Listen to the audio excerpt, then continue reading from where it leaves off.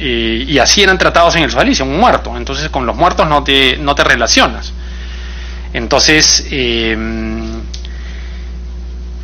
sí, o sea, y eso es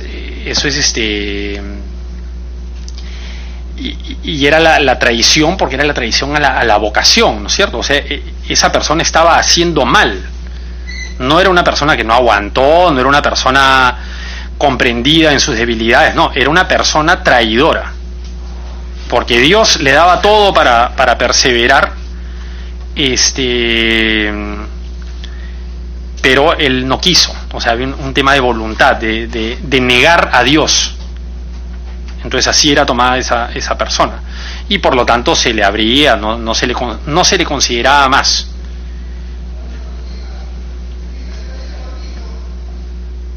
Del grupo que formó, del grupo de aspirantes que lo acompañó, ¿cuántos fueron víctimas de algún tipo de abuso físico? Mira, era digamos, reformulando, era lo normal. Era lo normal.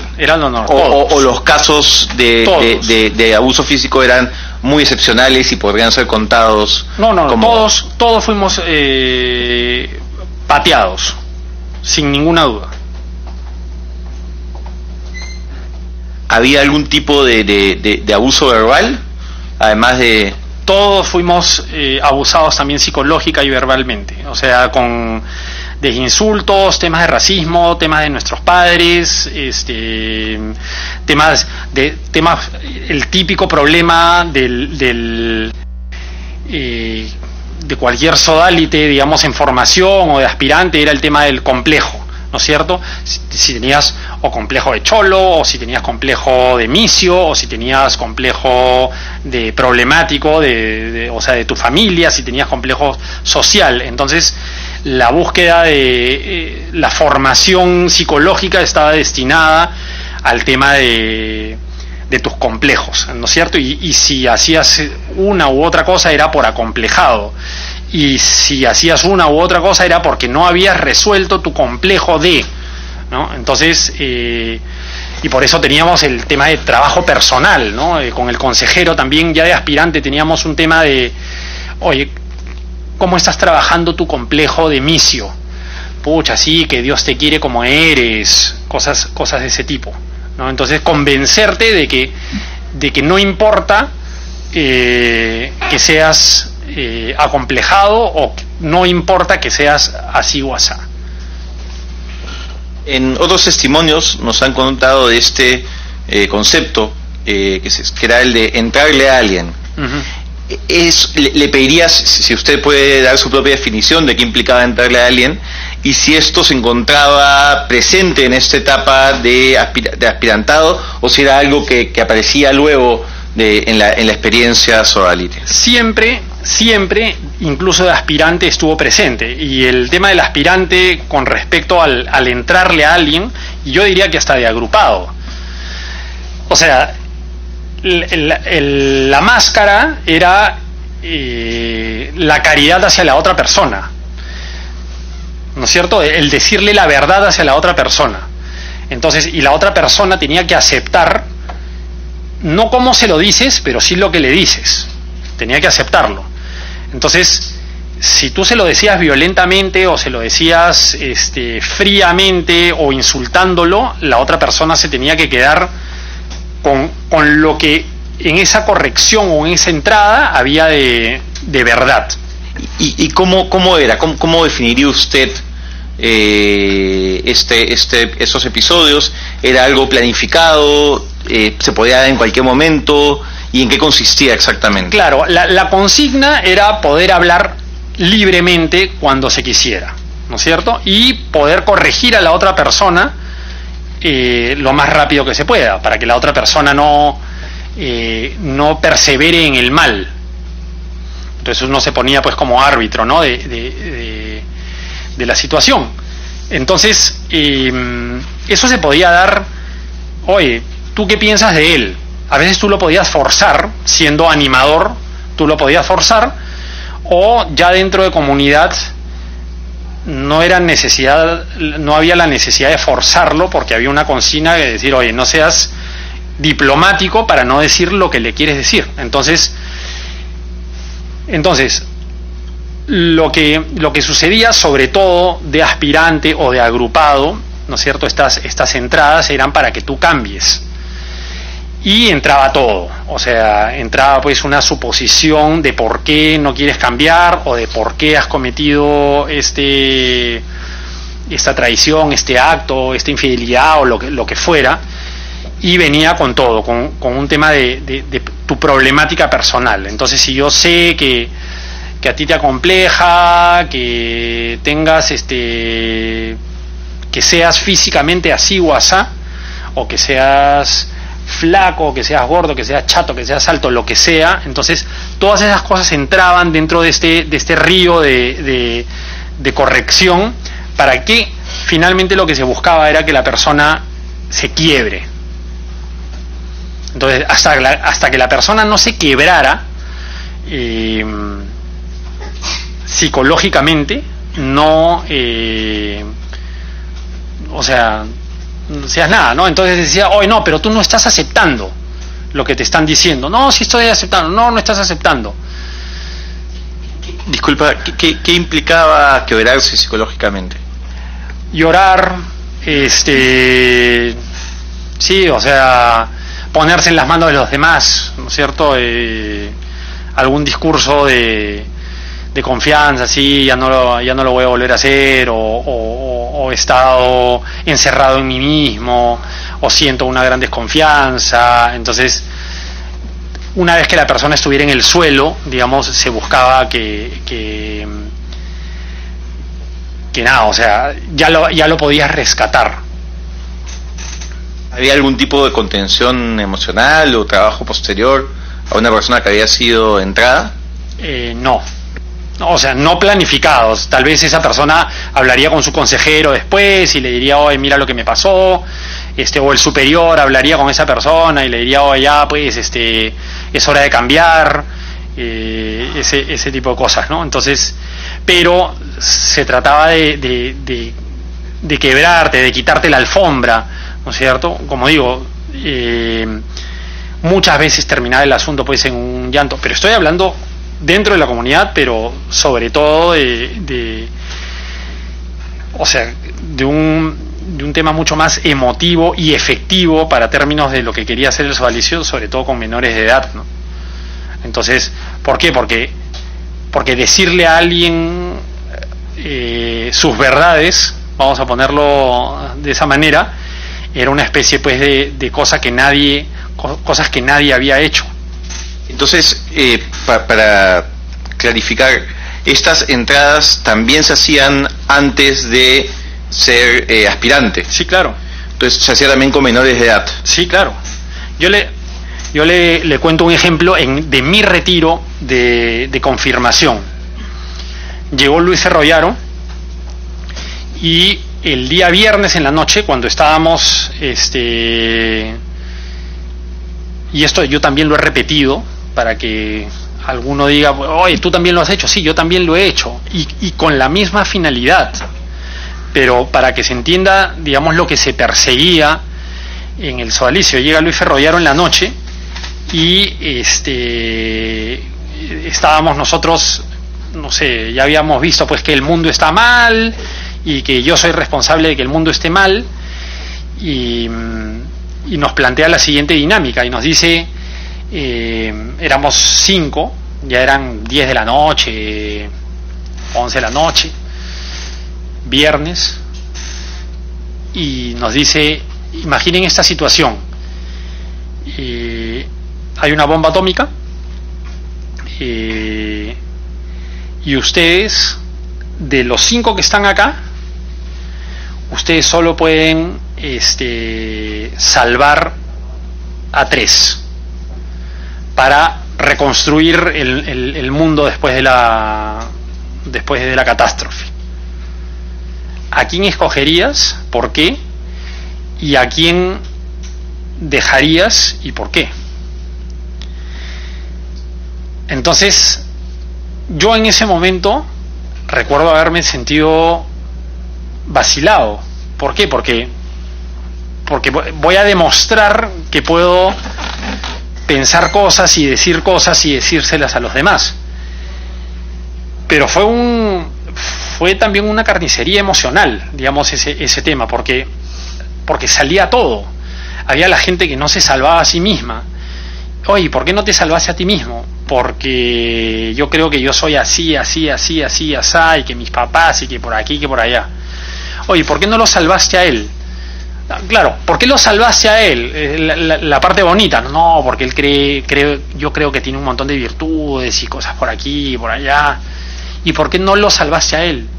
Porque es así, porque es asá, porque es asá. Entonces, duramos hasta las 4 de la mañana, saludablemente diciéndonos las cosas que pensábamos uno del otro. Y claro, y convencidos de que eso estaba bien. Entonces, y estoy hablando de personas en cuarto de media, ¿no? Entonces, con la dinámica de la bomba atómica. Y ese ejercicio no era llevado ni acompañado por ningún profesional de la psicología ni nadie. Era por el sodalite que estaba con el grupo en ese momento. Y el ejercicio, además, digamos, el subtexto era que necesariamente había gente que era descartable. Claro. Nadie puede llegar a la conclusión, los 5 somos valiosos y queremos... No eran las reglas de la dinámica. Las reglas de la dinámica eran que solo podías salvar a 3. Cuando yo hacía esa dinámica, viviendo en Arequipa, no sé si alguna vez me funcionó, pero recuerdo que a la gente le daba pánico. O sea, a los chicos que estaban en el grupo le daba pánico. Y yo en ese momento tenía 20 años y yo no entendía por qué. O sea, ¿cuál es el problema de soltarte, de decir tu problema, de decirse al otro? Esto es un ejercicio más o menos de libertad. Entonces, y ese es, de alguna manera, yo no sé si los elementos que tenían estas dinámicas era el que digo, el de sacarte la alfombra, ¿no es cierto?, el de quebrarte para poder buscar algo distinto a lo que tienes, y por lo tanto aparecía pues el sodalicio como la respuesta que necesitabas, ¿no? Luego te tocó estar de otro lado, el realizar estas dinámicas con otras personas. Sí, a eso me refiero. ¿Y había algún manual de cómo realizar estas? Ninguno. Había la habilidad personal. Y a veces, sí recuerdo que a veces, porque todos lo hacían en los retiros y cosas así, y había a veces la experiencia de casos de descontrol. Entonces uno no entendía, o sea, qué experiencia para un caso fuerte en donde toques fibras muy particulares de las personas, o dolores o sufrimientos o tristezas o lo que fuera. Yo vivía en mi mundo pensando pues que había que ser fuerte y conquistar el mundo y cambiar el mundo. Nunca me puse a pensar que había personas totalmente distintas. Había un modelo de ser persona, y ese modelo era el ser sodalite. Recuerdo una vez, por ejemplo, que le pedí a un chico, le pedí que me haga su autobiografía, como me la pidieron a mí cuando yo tenía 15 años o 16 años. Y recuerdo que ese chico me llamó un día a las 3 de la mañana a decirme, oye, no puedo, o sea, no puedo hacer, estaba llorando, ¿no? Estaba este chico llorando, entonces no puedo hacer esto.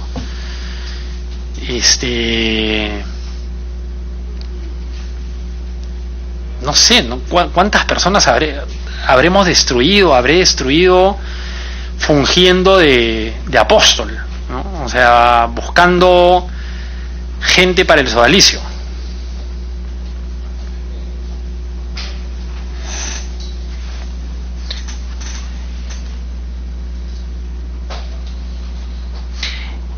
Las personas que digamos serán descartadas en este ejercicio, y disculpa si nos detenemos sí. un dato, pero nos parece interesante como para poder entender mejor muchas de estas dinámicas.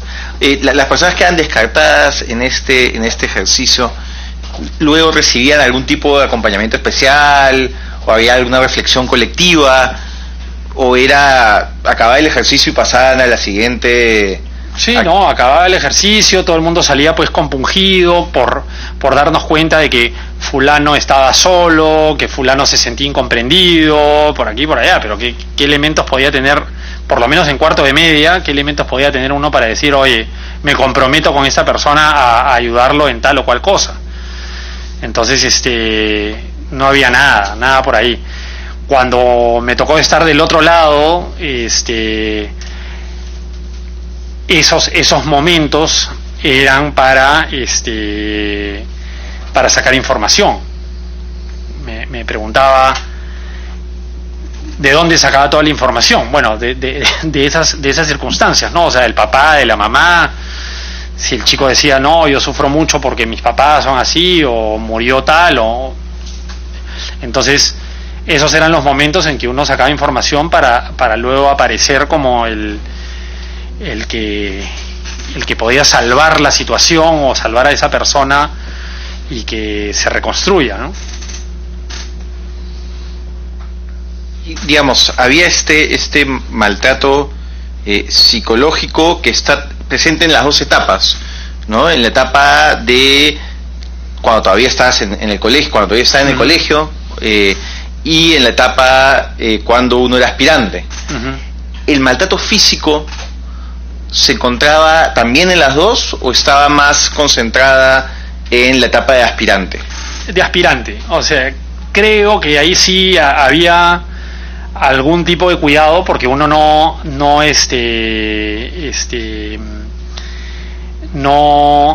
firmaba ningún compromiso de agrupado, mientras que de aspirante ya uno firmaba un compromiso y una carta hacia Luis Fernando. Entonces uno como que ponía la vida ya en manos del sodalicio, entonces yo no estaba encaminado. Entonces ahí empiezan los maltratos físicos. En su experiencia personal, ¿cómo cambia la relación con su familia una vez que se involucra en el sodalicio? De hecho, uno de mis mayores errores, y de lo cual me arrepiento mucho, es que yo en el sodalicio me sentí en capacidad de juzgar a mi familia, de juzgar los errores, y me sentía plenamente empoderado para poder hacerlo. Entonces mi papá era así, mi mamá era así, y estos son sus errores, no tengo por qué hacerles caso, sí respeto, pero no tengo por qué hacerles caso porque ellos, digamos, cometieron estos errores y yo no quiero cometerlos. Además que ellos no entienden nada en lo que yo estoy metido. ¿Esto era una reflexión que nacía de usted mismo o era algo que era incentivado? Era incentivado de manera muy sutil, ¿ok? Porque era, por ejemplo, me voy hacia el otro lado, nunca hubo oye, ¿sabes qué? Quédate, o sea, si tu mamá te pide que te quedes, te quedas. Nunca, ¿no? O sea, era más o menos un aliento a la rebeldía. Entonces, o lo que ya mencioné, que era, oye, mira, tus papás no tuvieron la oportunidad que tuviste tú de conocer la verdad, entonces mira, tú la conoces, agradece, pero no tienes por qué cumplir las cosas que que te dicen tus papás, pues, ¿no? Si están mal.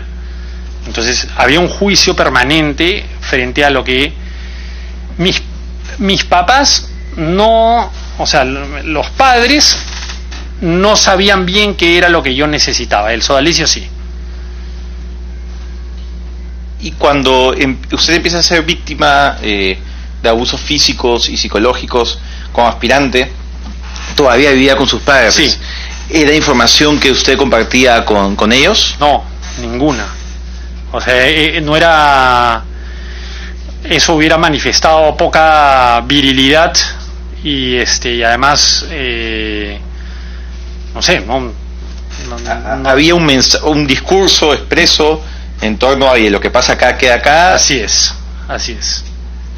O sea, claro, lo podían silenciar o lo podían mitigar con el tema, pues, de la prudencia. No es prudente que le cuentes a tus padres este tipo de cosas, ¿no? Recuerdo, hay una anécdota, los papás iban a visitar, cuando uno estaba en primer año en San Bartolo, solo veía a los papás una vez, que era el día del cumpleaños. Entonces, los papás iban y claro, estaba toda la comunidad y era una especie de demostración de naturalidad y de bondad, ¿no es cierto? Y de alegría. Entonces, los papás, a veces iban tíos, abuelos, ¿no es cierto? Las personas cercanas a la persona que estaba cumpliendo años. Y era, como digo, la única vez que se le veía en ese primer año de San Bartolo. Y resulta que un chico empieza a contar cómo fulano se tiró de la piedra de 7 metros, o como otro casi se ahoga, o como otro tuvo que, no sé, caminar descalzo y terminó a dar con ampollas. Entonces comenzó a contar en buena onda, empezó a contar las cosas que nos hacían hacer en San Bartolo, ¿no? Entonces, claro, los papás, o sea, más o menos era, o sea, ¿en qué estás, no? Y de ahí a ese chico le cayó en la noche, ya reunidos entre nosotros y los papás, le cayó no sé, una represión, pues, furibunda, por haber contado cosas que no era prudente contar, ¿no? Entonces, pero claro, la lógica era, oye, esto no se cuenta, esto se queda acá. Una vez hubo otra dinámica en donde suena la campana es el signo de la obediencia, y cuando sonaba la campana uno tenía que dejar lo que estuviera haciendo, ¿no es cierto? Ese era el signo máximo de la obediencia. Entonces resulta que estábamos a punto de tomar desayuno y suena la campana. Y había gente que se estaba duchando, gente que se estaba afeitando, gente que estaba en toalla, o gente que no sé, o sea. Entonces de pronto aparecimos en la mesa, apareció pues uno con espuma de afeitar, uno sin polo, otro bien vestido, otro en toalla, porque había que dejar lo que se estaba haciendo. Entonces nos empezamos a reír entre nosotros, de nosotros mismos, ¿no? O sea, sobre todo el chico que estaba pues con espuma, con champú, o sea, y el superior en ese momento, el encargado era Gonzalo Len, y Gonzalo Len dice: oye, pero ¿de qué se ríen? O sea, están cumpliendo con la obediencia, es normal, dice. Nosotros nos seguíamos riendo y él dice: oye, pero ¿de qué se ríen si es normal? Y al minuto siguiente aparece una persona que venía a visitar la casa, ¿no? No me acuerdo quién era. Aparece en su carro. Entonces Gonzalo Len dice: oye, inmediatamente váyanse a cambiar. Y uno de los chicos dice: pero Gonzalo, si es normal, ¿no? O sea, es normal estar así. O sea, ese era lo que escondía, digamos, o cómo se escondía todo. Claro, normal dentro de de la comunidad sodalite, normal la violencia, normal el que casi te mueras, normal las ampollas, normal dormir en escalera, normal dormir, todo eso es normal porque está dentro del marco de la obediencia, pero no se lo podías contar a ninguna otra persona, ¿no? ¿Cuánto tiempo duró su etapa de aspirantado? De aspirante fue fines del 90, o sea, 1 año y 2 meses. Año y 3 meses. Y, digamos, había una suerte como de graduación y de pasar a la siguiente etapa. Sí. ¿Cómo es esta transición entre una etapa y otra? La etapa del aspirantado era una etapa de discernimiento, así era llamado, los que terminaban o los que creían que Dios los llamaba a la vida consagrada, al año siguiente, o terminando el 91, terminando el primer año, hacías promesa de probando. Y el probando era el que ya se mudaba a San Bartolo. Entonces,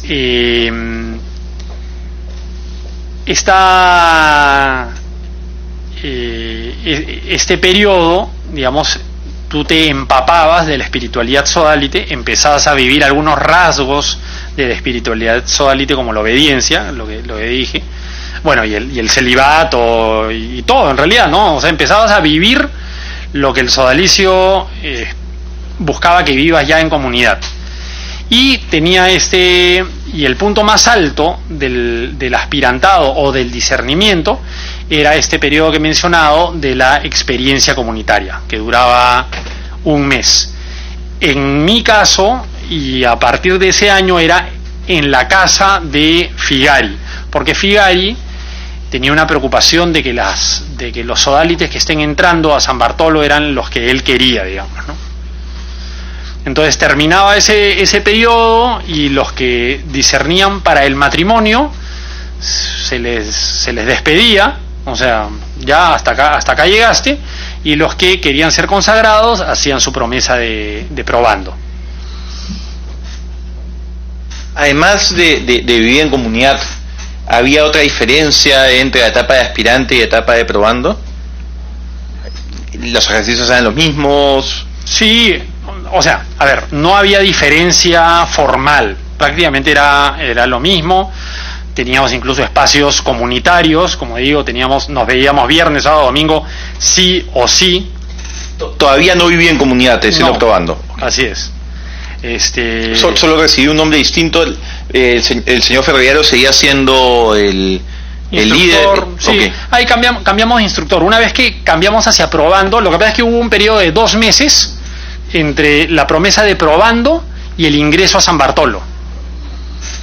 Pero, oye, ya sabías que ibas a ingresar a San Bartolo, entonces te tenías que preparar físicamente para eso, no para los golpes, ¿ok? Sabías que ibas a nadar, sabías que ibas a hacer ejercicio, pero yo no tenía idea que me iban a golpear, o no tenía idea que me iban a insultar de esa manera, o me iban a lavar el cerebro con consignas. Yo no tenía idea de eso. En esa etapa, ¿sabía usted que iba a haber unos horarios de intensidad que luego conoció en San Bartolo? ¿Qué información le daban siendo usted probando de lo que venía a continuación? Información que daban, ninguna. Información que te enterabas, mitos y leyendas, claro, iban saliendo. ¿Por qué? Porque además habían personas que ya habían salido de San Bartolo, que eran las que tú conocías. Entonces cuando te decían, no, que en San Bartolo, que me tocó hacer esto, me tocó hacer lo otro, nadie te decía, sí, no, me acuerdo que en San Bartolo casi me suicido. O sea, nadie te decía eso.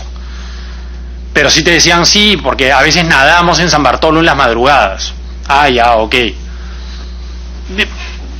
Vuelvo y repito, a mí nadar en la madrugada, a mí nunca me produjo nada, ¿ok? Quiero saber si a la persona, a uno de los sacerdotes, actuales sacerdotes del sodalicio, brasilero, que entró sin saber nadar, le produjo algo nadar a las 3 de la mañana. Yo lo vi que casi se ahoga.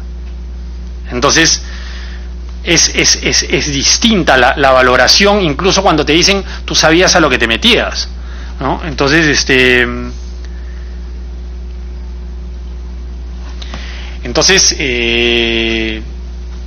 sí, o sea, no hay una valoración igual con todo eso. O sea, repito, nadie me dijo, yo nunca sentí el deseo o algo así de suicidarme en San Bartolo, pero conozco gente que sí, o sea, entonces, oye, ¿tú sabías a lo que te estabas metiendo? Yo nunca vi que insultaran a la madre, yo nunca pensé que podían insultar a la madre a alguien o tratarlo de la manera que lo iban a tratar.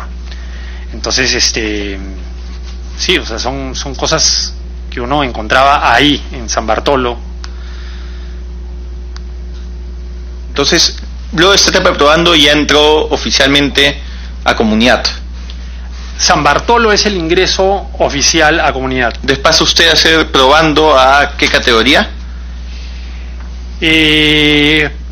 Uno termina siendo probando unos cuantos meses, y ahí entraba un periodo que eras formando 1, formando 2, formando 3, formando 4. Si me parece bien, antes de entrar a esa etapa, haremos un breve receso de 3 minutos y continuamos. Ok. Gracias.